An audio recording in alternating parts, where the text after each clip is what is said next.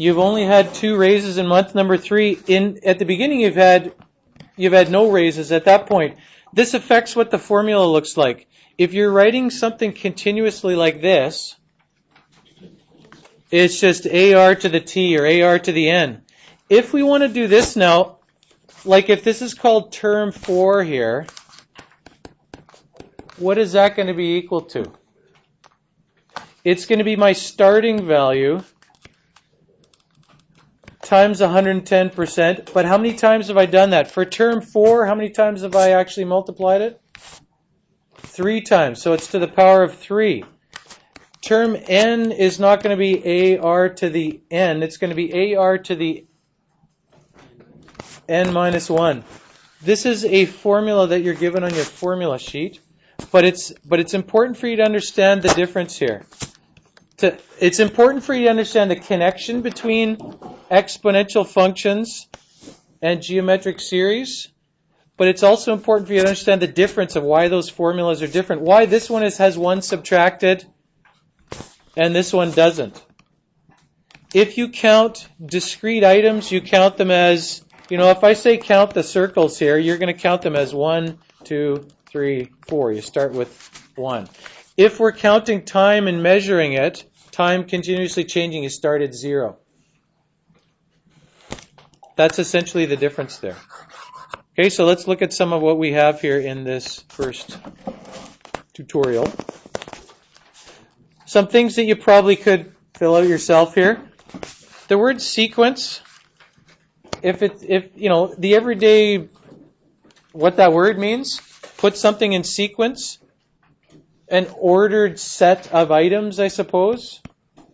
I don't want to limit to a list of numbers. We're going to talk about lists of numbers, but you could talk about an ordered set of items or something like that. Because for us it's going to be an 1, 3, 5, 7. That's a sequence. That's an arithmetic sequence. A geometric sequence is an ordered set of items where any 2 of them have a common ratio. I guess we got to put this in again because it's a sequence still. Ordered set of values or numbers where any 2 consecutive have a common ratio.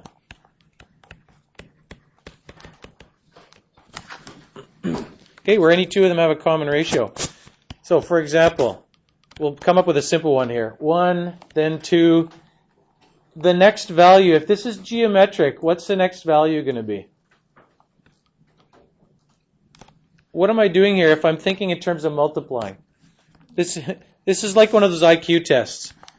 Give me the next term. It could be anything, right? If it's geometric, though, there's only one thing it can be. I'm multiplying by 2, so the next one has to be 4. If it were arithmetic, what would the next one be? 3, right? Because you're adding. If you're looking at it as adding. If you're just saying randomly what could the next thing be, it could be anything, right? But if it's following that pattern, you're multiplying by 2. So it's going to go 8, 16. What I mean by a common ratio here is pick any 2 terms here, like 8 and 16. If you divide those, 16 divided by 8, this is 2. This is the common ratio for this. The common ratio for this geometric sequence is 2 here because every time you're multiplying by 2. If you divide any 2 terms, that's actually, while we're looking at it, what this formula is down here. All that means is divide any 2 terms to get the common ratio, right?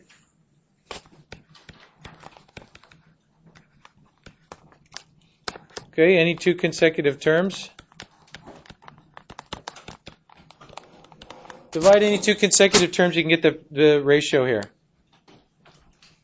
Take one term divided by the previous term. Most people are okay with a formula like this when it's words, but some people freak out a little bit when it's all of these symbols here.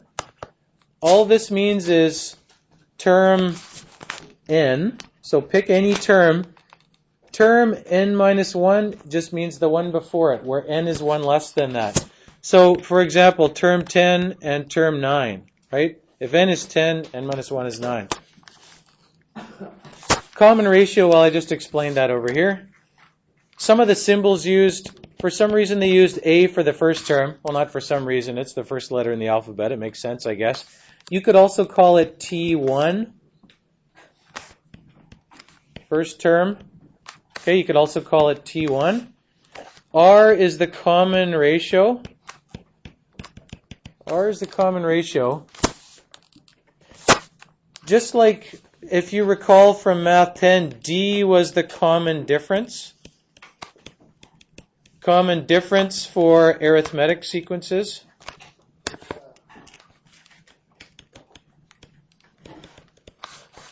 Okay, we're not doing anything with arithmetic sequences, unfortunately. It'd be nice if we could compare things and you get some deeper understanding out of that, but they moved arithmetic to grade 10. N is the number of terms, or the term number, depending on the context of what you're talking about. And T end, get ready for this, you can start talking like a mathematician. If you're okay talking about the 6th term, or the 11th term, or the 210th term, if we're talking in general, what would that be called? The nth term. That's how mathematicians talk, okay? Goes over well at dinner parties when you talk like that, let me tell you. And obviously in this classroom too. I don't necessarily want to go through and do a bunch of questions for you.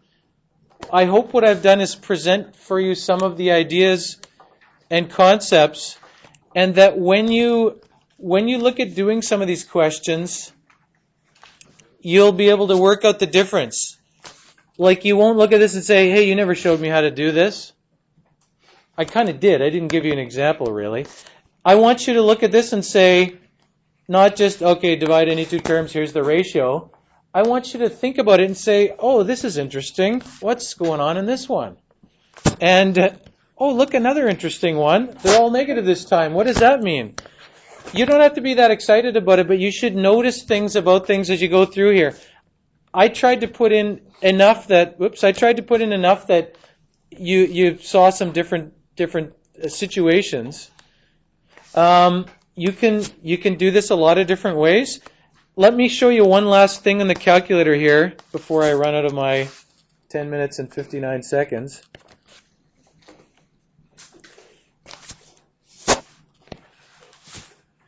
If you want to check an answer for something, such as this. Okay, let's say we're going to do this. I said I wasn't going to do any together, but we're going to do some here.